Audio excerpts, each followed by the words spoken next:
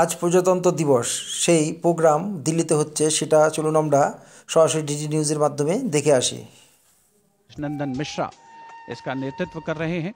प्रधानमंत्री महोदय का काफिला मंथर गति से जहां देश के लिए सर्वोच्च बलिदान करने वाले शहीदों को श्रद्धा सुमन अर्पित किए जाएंगे। शुरू होगी, आप तक पहुंचेगा। राष्ट्रीय समर स्मारक पर जो इस समय राष्ट्रीय समर स्मारक पर पहुंच चुके हैं तीनों सेनाओं के प्रमुख, chief of defence staff general Anil Chauhan, सेना अध्यक्ष जनरल उपेंद्र द्विवेदी, नौसेना अध्यक्ष और वायुसेना अध्यक्ष air chief marshal Amarpreet Singh यहां पर उपस्थित माननीय प्रधानमंत्री महोदय का स्वागत करेंगे और उसके उपरांत को श्रद्धा सुमन अर्पित करेंगे। देखो आगे থেকে অমিত শাহ দাঁড়িয়ে আছে। राष्ट्रीय समर स्मारक पवित्र दर्शनीय स्थलों में से एक है, में परमवीर चक्र विजेताओं के नाम उकेरे गए हैं। यहां पर आकर प्रधानमंत्री महोदय का आगमन हो रहा है। विधिवत स्वागत किया जाएगा रक्षा मंत्री श्री राजनाथ सिंह द्वारा, जो राष्ट्रीय समर स्मारक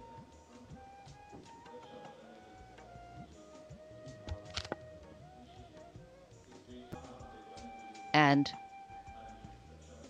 as the leader of the government of the country, he will lead the nation in paying homage here at the National War Memorial. राष्ट्रीय समर स्मारक पर राष्ट्रीय समर स्मारक तेज रामोस के ठीक पीछे लेफ्टिनेंट तुषार तोमर के नेतृत्व में 301 रॉकेट रेजिमेंट पिनाका से Pinaka multi locket launching system की टुकड़ी आगे बढ़ रही है। स्वदेशी रूप से विकसित है। भगवान शिव के पौराणिक धनुष के नाम पर पिनाका अपार विनाशकारी शक्ति और लंबी दूरी की सटीकता का उदाहरण, उसका परिचायक।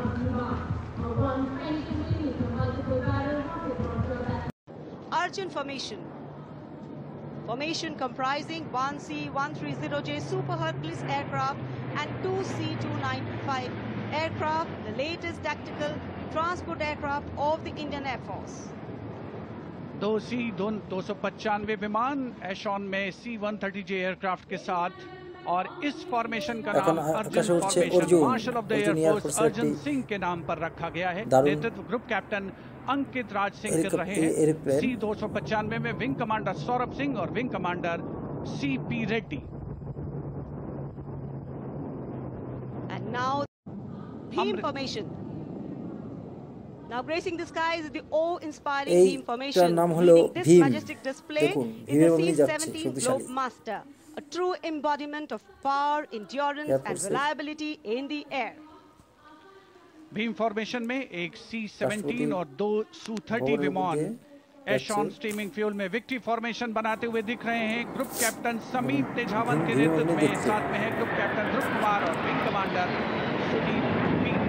Heavy transport aircraft C-17 taken off today from Air Force Station Hindon, while the Sukhois got airborne from Jodhpur. Formation flying at a speed of 555 kilometers.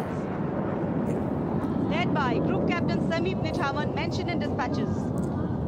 Sukhois flown by Group Captain Dhruv Kumar, Vayusena Medal and Wing Commander Sudeep P.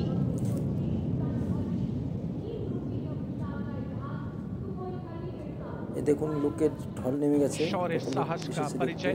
और अब बारी Sutlej formation की। 2 Dornier और एक AN-32 transport helicopter transport aircraft victory formation में उड़ान भरते हुए नजर आएंगे। Formation led by Wing Commander Pinak Ashok Kodkute, along with Flight Lieutenant Anurag Mishra, Wing Commander Amol, along with Flight Lieutenant Sahaj Preet, and Squadron Leader Rahul Kishore, along with Squadron Leader Rohit Anand. The formation comprising 1 AN-32, which is airborne from Air Force Station Chandigarh, while the Dorniers taken off today from Palam Air Base. AN-32, a strong, rugged aeroplane with a mighty roar, is the workhorse of the Indian Air Force transport fleet. The Dornier इस formation में 41 squadron से आदर्श वाग के समय पर सहायता।